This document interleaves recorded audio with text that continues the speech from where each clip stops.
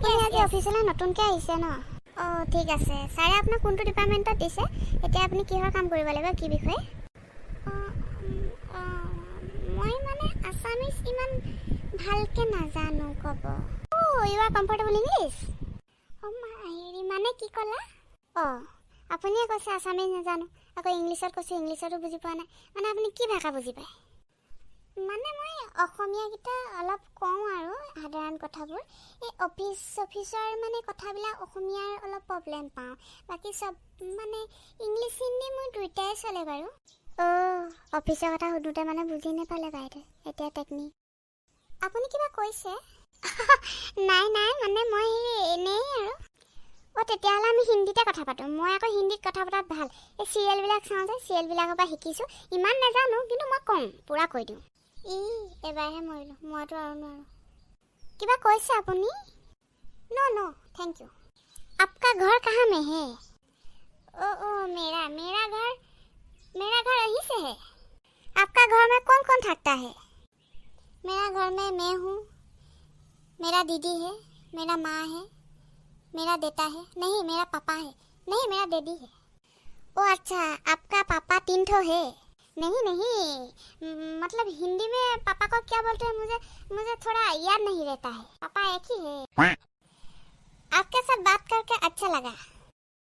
Thank you. आप दोपहरिया में क्या खाओगे? हम भात ही खाते हैं। तो चलो टाइम हो गया, खा लेते हैं। आप वेज खाते हैं या नॉन वेज?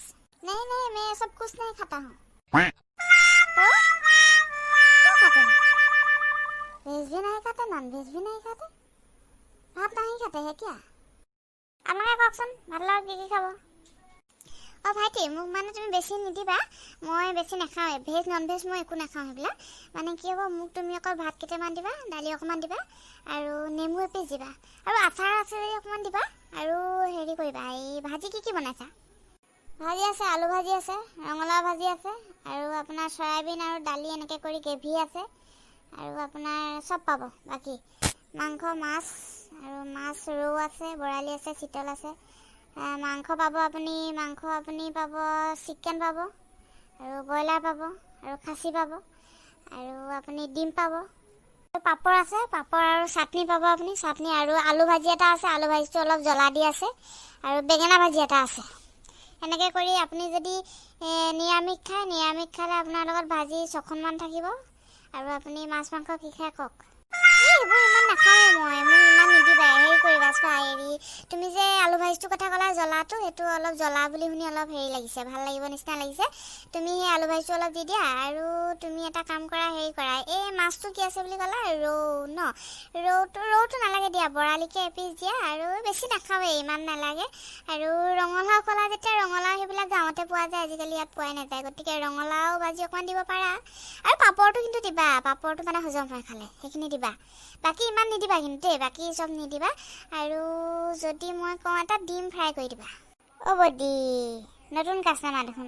হ'ব ঠিক আছে বাইদেউ, যি বিচাৰে তাকে হ'ব। আপুনি অৰ্ডাৰটো দিলে, মোৰ মোৰ দেখোন খাবলৈ মন নোযোৱা নিচিনা হৈছে কিবা কথাবোৰ শুনি। কি কথাবোৰ? বাদ দিয়ক।